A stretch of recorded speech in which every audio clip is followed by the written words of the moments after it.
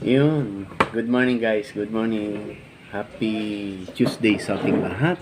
Good morning sa inyong lahat. Good morning. Happy Tuesday guys. Happy Tuesday. Yan. Kape tayo guys. Kape tayo. Masarap magkape with pandesal. Harap. Kape. Yan ang ating buhay guys.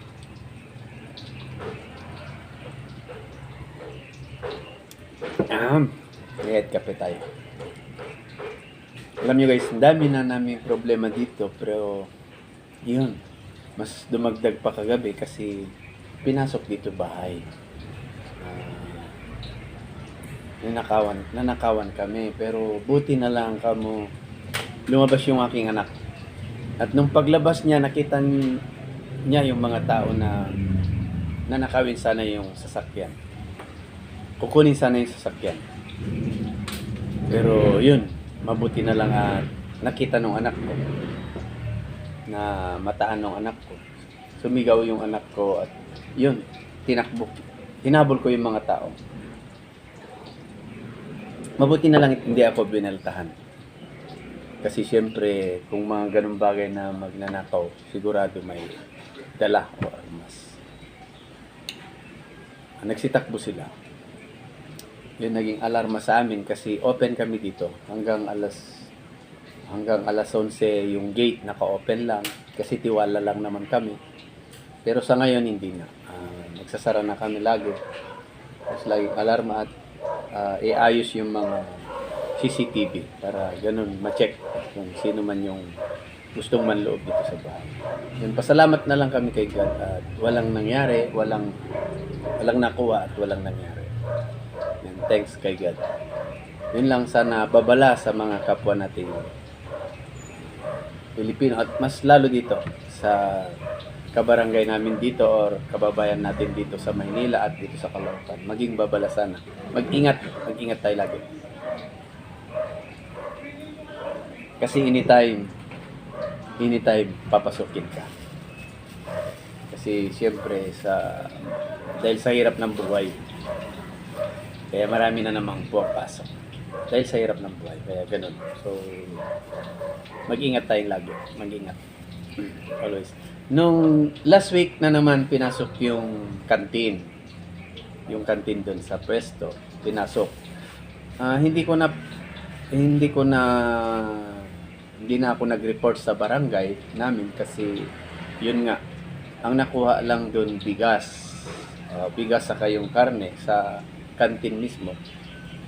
Ang naisip ko kaya hindi ko na ni-report kasi siguro yung tao na kumuha is kailangan na ng pagkain nila. Kailangan na ng bigas at kakainin. Kaya isip ko, hayaan na lang. Pinagbigyan namin. Last week lang yun, ninakawan yung kantin. At least yun lang yung bigas at karne. Yun yung naisip namin dito na pabayaan na lang. Kasi kailangan siguro. Ang daming gamit doon, hindi naman kinuha. Yung karne lang. So dito naman, nag-report na ako kasi delikado na. May mga nakatambak doon na karne, mga gamit, walang kinuha. Mga gamit wala. Ang inayos lang is ang ginalaw lang is yung pick-up. Binuksan lahat yung pick-up tapos sinisiris yung pick-up para siguro paandarin. At saka yung L300 van, mabuti na lang at hindi agad nakaandar at mabuti na lang lumabas yung aking anak na bunso. Paglabas niya yung aking anak na bunso is yun. Nakita niya kasi ibang tao yung nandyan na sa gate. So nagsisigaw yung anak ko, yun, hinabol ko. Pero unfortunately, hindi ko mahabol kasi syempre hindi ko kabisado yung mga kanto-kanto rito sa Maynila. Ay mga yun, veterano dito. Alam nila kung saan pasulpot-sulpot.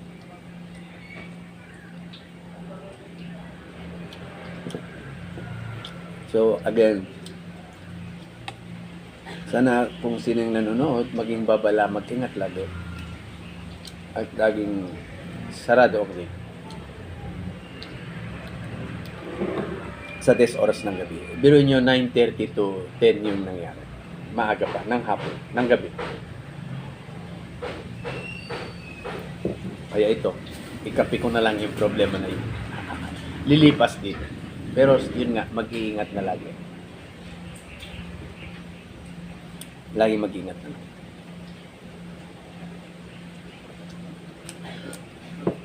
Ikape na lang pag may problema. Di ba guys? Tawanan na lang pag may problema. At ikape pag umaga. Ha?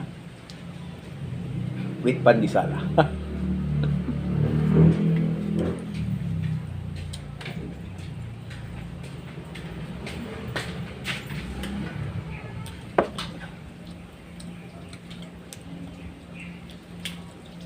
Yun guys, hanggang sa muli. Bye bye guys. Bye bye. Thank you so much.